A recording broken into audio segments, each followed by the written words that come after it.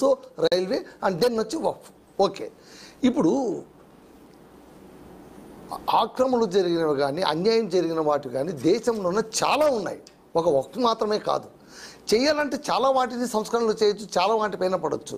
పని కట్టుకొని వక్ఫ్ పైనే ఎందుకు వీళ్ళు కన్ను పడింది? ఒకటేం కాదు సార్, చాలా చేసినాం. 360 ఆర్టికల్ చేసినప్పుడు కూడా దాన్ని కూడా చేసినాము, 370 ఆర్టికల్ చేసినాము, ట్రిపుల్ తలాక్ చేసినాము.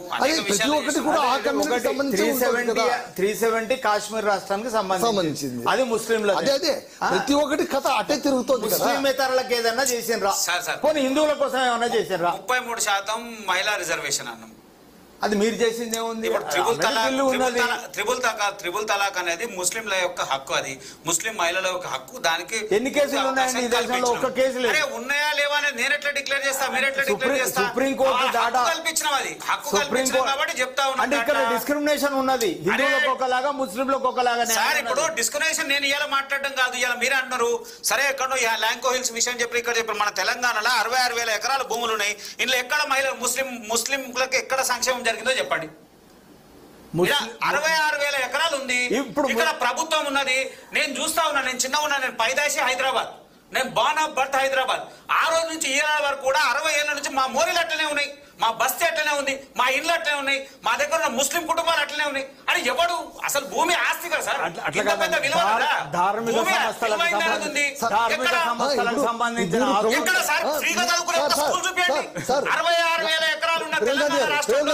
మీరు ప్రభుత్వాన్ని అడగవలసిన క్వశ్చన్ ని వక్ఫ్ అడిగితే ఎట్లా? ఉంది కదా భూమి, భూమి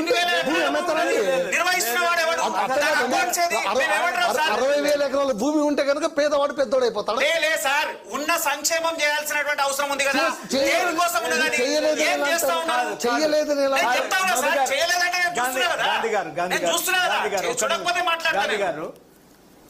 దేవాదాయ ధర్మాదాయకు సంబంధించినటువంటి భూములే కానివ్వండి, దేవుడి మాన్యాలే కానివ్వండి, ఆగండి, వక్ఫ్ బోర్డుకు సంబంధించినటువంటి భూములే కానివ్వండి, క్రిస్టియానిటీ కంట్రోల్లో ఉన్నటువంటి భూములే కానివ్వండి, ఈ భూముల పైన ఒక్కసారి వక్ఫ్ చేసిన తర్వాత either oral either in writing, ఓరల్గా కూడా ఇచ్చేస్తారు. ఓరల్ ఇప్పుడు నా పేరు మీద ఉన్నటువంటి ఈ భూమిని రేపటి నుంచి నేను దేవుడికి సమర్పించేస్తున్నాను, సమర్పిస్తారు. అట్లానే దేవుడి మాన్యాలు కూడా ఉంటాయి. ఈ మాన్యాలే కానివ్వండి, ఈ భూములే కానివ్వండి, ఆ ట్రస్టే నిర్వహిస్తుంది తప్ప వాటిలోని ఆదాయాన్ని ఆ మతస్థులకు పంచాలని, లేకపోతే ఆ మతస్థులు అనుభవించాలని అమ్మడం కానీ కొనడం కానీ ఈ రెండిటికి హక్కు లేదు. ఒక్కసారి వక్ఫ్ చేసిన తర్వాత మనం ల్యాంకోయిల్స్ విషయంలో కేసీఆర్ గారు చెప్పింది అదే, అప్పుడు బయటంతా అన్ని చోట్ల ఉపన్యాసాల్లో చెప్పింది అంతే. ఒక్కసారి వక్ఫ్ బోర్డుకు ల్యాండ్ ఇచ్చిన తర్వాత దాన్ని అమ్మడానికి కానీ కొనడానికి కానీ రైట్ లేదు, కొనే వాళ్ళకి రైట్ లేదు, అమ్మే వాళ్ళకు రైట్ లేదు. అది నేను వక్ఫ్ బోర్డు ల్యాండ్సే పోయినాయని చెప్పట్లే. నేను మీరు పేద ముస్లింలకు ఎట్లా పారదర్శకంగా లెక్కలు ఇవ్వమంటున్నాము, పారదర్శకంగా లెక్కలు ఉండవండి, లెక్కలు ఉండవు. ఢిల్లీలో జామా మసీద్ ఉంటుందండి, ఉంటుంది. దానికి ఇప్పుడు మనము పత్రం పట్టుకరమంటే పట్టుకరాలేం. 1947 1955 యాక్ట్ 55వ చట్టం ప్రకారం యాజ్ ఇట్ ఈజ్ అనేది ఒకటి ఉన్నది. యాజ్ ఇట్ ఈజ్ అంటే ఈ దేశానికి స్వతంత్రం వచ్చిన తర్వాత ఎవరి స్వాధీనంలో ఉంటే ఆ ఆస్తులు ధార్మిక సంస్థలకు చెందినవి వాళ్ళకే చెందుతాయి. ఇట్స్ 1955 యాక్ట్, ఇప్పటికి అది అమల్లో ఉంది. అంటే ఇప్పుడు ఈ వక్ఫ్ చట్టం తీసుకురావడం, పార్లమెంట్ లో చట్టం తెచ్చినాం కదా, మీరు పార్లమెంట్ లో జరిగినటువంటి చట్టాన్ని చర్చని ఎట్లా వ్యతిరేకిస్తారని ఇంతకు ముందు గాంధీ గారు అన్నారు.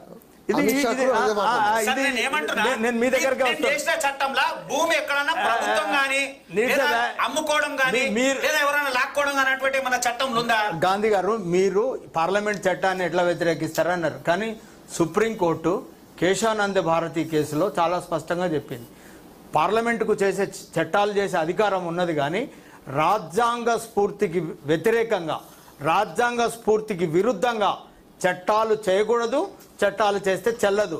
It's a violation of article 26. అంటే మతాన్ని స్వేచ్ఛగా అనుసరించే హక్కు ఉన్నది, మతానికి సంబంధించినటువంటి ఆస్తుల్ని కాపాడుకునేటువంటి హక్కు స్వయం ప్రాతిపత్తి ఆర్టికల్ 26 ఇచ్చింది. It's violation of article 26. Definite గా కోర్టులో ఛాలెంజ్ చేస్తారు. గాంధీ గారు మేము ఏమంటున్నాం సార్, మేము ఎక్కడైనా చట్టంలో ఎక్కడైనా మైనారిటీల యొక్క భూములు లేదా వక్ఫ్ బోర్డు భూములు ప్రభుత్వం ఎక్కడ సార్ మిమ్మల్ని నేరుగా ఒక క్వశ్చన్ అడుగుతాను సార్. ఇప్పుడు దేవాలయ బోర్డులు ఉన్నాయి, ఇవన్నీ ఉన్నాయి, చాలామంది దానాలు చేస్తుంటారు, గుప్త దానాలు కూడా. వాళ్ళ నమ్మకం, విశ్వాసము ప్లస్ వాళ్ళకు ఉన్నటువంటి ఏదో అనిపిస్తుంది. ఒకనొక సందర్భంలో హిందూయేతరులు కూడా హిందూ ఆలయాలకు దానం చేయొచ్చు, చేయకూడదని ఎక్కడ రూల్ లేదు. అయితే ఇక్కడ వక్ఫ్కు ఇక మీద ఎవడైనా విరాళాలు ఇవ్వాలంటే వాళ్ళు 5 ఏళ్ల పాటైనా కనీసం ఆ విశ్వాసంలో ఉండాలన్న ప్రూఫ్ చూపించాలి అనేది ఎంతవరకు న్యాయం? నేను ఒక ఉదాహరణ చెప్తాను సార్. కర్ణాటకలో దత్తపీఠంకి సంబంధించినటువంటి వేలాది ఎకరాల భూములు వక్ఫ్ బోర్డు అనే అభియోగం. అంటే ఏం చెప్పాలి, అది 75 సంవత్సరాల నుంచి అది ఓకే. దీనికి మీరు ఆన్సర్ చెప్పండి. నేను ఏమంటున్నా ఇప్పుడు అట్టగా సార్, నాకు క్వశ్చన్ ఏంటంటే దానం ఇచ్చేవాడికి కూడా మీరు ప్రూఫ్ చూపించండి అనడం ఏంటి? వాడు విరాళం ఇస్తున్నాడు, వాడు నువ్వు ముస్లిం అయితేనే నువ్వు ఇవ్వాలి, వేరే వాళ్ళైతే ఇవ్వకూడదు. మనిషి అయితే చాలండి, మనిషి అయితే ఇస్తాడు అంతే. ఇది తప్పవుతుంది కదా మళ్ళీ. ఇది మేము అన్ని చోట్ల దాన్ని అట్లనే పరిగణించేటువంటి పరిస్థితి లేదు. ఆయన దానం ఇచ్చిన అనేది ఆయన ప్రూవ్ చేయగలగాలి. ఆయన ఏ మతానికి విశ్వాసపడి ఉన్నాడో స్వతంత్ర దేశం అండి, ఎందున్నాడో చెప్పాలి కదా సార్. ఆయన ఎందుకు ఇప్పుడు అంటే నేను వెంకటేశ్వర స్వామి ఆలయంలో కుండీలో విరాళం వేసే హక్కు నాకు లేదా? ఉంది కదా సార్. ఎందుకంటే పక్కన బీబీ నాంచారమ్మ ఆలయం ఉంది కదా, చేస్తున్నారు కదా, దాన్ని ఏం తప్పు పడతలేం కదా. మేము ఏమంటున్నాం సార్, ఎవరి మతాన్ని కించపరిచేటువంటి ఉద్దేశం లేదు. లేనప్పుడు దీన్ని ఇంత రాద్ధాంతం చేయాల్సిన అవసరం లేదు. భూములను రక్షించబడుతుంది, అక్కడ ఉన్న వ్యవస్థ భూముల్ని రక్షించడం కాదండి మధు గారు, భూముల్ని రక్షించడం కోసం కాదు ప్రతిపాదనలన్నీ, భూముల్ని భక్షించడం కోసం. అది మీరు ఎలా చెప్పగలరు? చెప్తాను. ఇప్పుడు ఇది స్వతంత్ర ప్రాతిపత్య కలిగినటువంటి సర్వేర్ ద్వారా, ఇది అంటే ఇండిపెండెంట్ ఆర్గనైజేషన్స్ ద్వారా సర్వేలు చేస్తుండే. కానీ ఇప్పుడు కలెక్టర్లకు అధికారాలు ఇస్తున్నారు. కలెక్టర్ పోస్టింగ్ అనేది పొలిటికల్లీ మోటివేటెడ్. ఇప్పుడు కలెక్టర్ గవర్నమెంట్ అధికారులు వాళ్ళ నిర్ణయాలు తీసుకోవాలి. ఇంతకు ముందు వక్ఫ్ బోర్డు ఆస్తుల ఇప్పుడు కరీంనగర్లో గంగుల కమలాకర్ వక్ఫ్ బోర్డు ఆస్తుల్ని స్వాధీనం, అంటే ఆయన స్వాధీనంలో ఉన్నాయి, కొన్ని భూములను అనుభవిస్తున్నాడు, వాటి మీద లోన్లు తీసుకున్నాడని ఒక పోరాటం నడుస్తుంది. ఇప్పుడు అది అవునా కాదా అని తేల్చాల్సింది సర్వేర్లో, అంటే ఒక ఇండిపెండెంట్ ఆర్గనైజేషన్ ఉన్నది, వాళ్ళు తేల్చాలి. అంటే స్వతంత్ర ప్రాతిపత్తి కలిగినటువంటి సంస్థలు తేల్చాలి. ఇప్పుడు కలెక్టర్కి చెప్తే కలెక్టర్ మంత్రికి అనుకూలంగా వస్తుందా, లేకపోతే రాజ్యాంగంకి అనుకూలంగా కలెక్టర్ వ్యవహరిస్తారా, ఇండిపెండెంట్గా కలెక్టర్ వ్యవహరిస్తాడా? పోలీస్ అయితే రెవెన్యూ ఎవరి కంట్రోల్లో ఉంటుంది? అధికారాన్ని తీసి ఇప్పుడు కలెక్టర్కి ఇచ్చారు. సార్కి ఆన్సర్ చెప్తా. సరే, స్వయం ప్రతిపత్తి ఆర్గనైజేషన్ ఇంకొక ఆయన ఆక్యుపై చేసుకొని కూర్చున్నాడు, మరి ఈయన చెప్పిన మాట ఆయన ఎట్లుంటాడు? అది ఇండిపెండెంట్ ఆర్గనైజేషన్ కాబట్టి గంగుల కమలాకర్ వినడు, మళ్ళీ ఎవరైనా ఉండండి సార్, వినడు, మీ మాట వినడు. ప్రభుత్వ అజమాయిషి ఉంటే నోరు మూసుకొని వాడు వినాలి కదా సార్. కలెక్టర్ చెప్పినప్పుడు నోరు మూసుకొని వినాలి, లేకపోతే శిక్ష లోపలికి పోతాడు కదా సార్. కలెక్టరే ప్రభుత్వం చెప్పినట్టు విన్నప్పుడు మీకు అర్థం కాలేదు సార్. కలెక్టర్ ని మనము ఖచ్చితంగా మనం ఒకటి గుర్తు పెట్టుకోవాలి సార్. అందరు కూడా ఖచ్చితంగా ప్రభుత్వ ఆధీనంలో ఉంటారు. ప్రభుత్వ అదే ఉండదు సార్, మనం చూస్తూనే ఉన్నాం కదా. అసెంబ్లీ పార్లమెంట్లోనే ప్రశ్నార్థకంగా మారిపోతున్నాయి. నేనేమంటున్నా సార్, కొన్ని సందర్భాలలో ముఖ్యమంత్రి నోట్ ఫైల్ చేసినా కానీ ఒప్పుకోనటువంటి ఐఏఎస్ ఐపీఎస్ ఆఫీసర్ ఉన్నారు సార్. మళ్ళీ జనరలైజ్ చేయదండి, రేరెస్ట్ ఇష్యూస్ పెడితే నష్టం ఏముంది, జరిగే నష్టం ఏంది? వాళ్ళు అనేది ఏంటంటే ఇప్పుడు లాక్కోవడానికి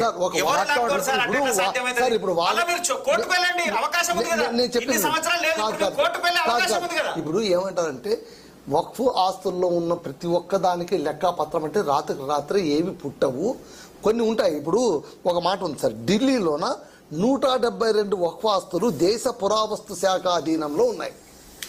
ఇప్పుడు ఈ కొత్త చట్టం ప్రకారం సరైన పత్రాలు లేవని వాటన్నింటిని కూడా స్వాధీనం చేసుకోవచ్చు కదా. దాన్ని ఎవరు కాపాడతారు? ఎందుకు ఆధారాలు ఉండే?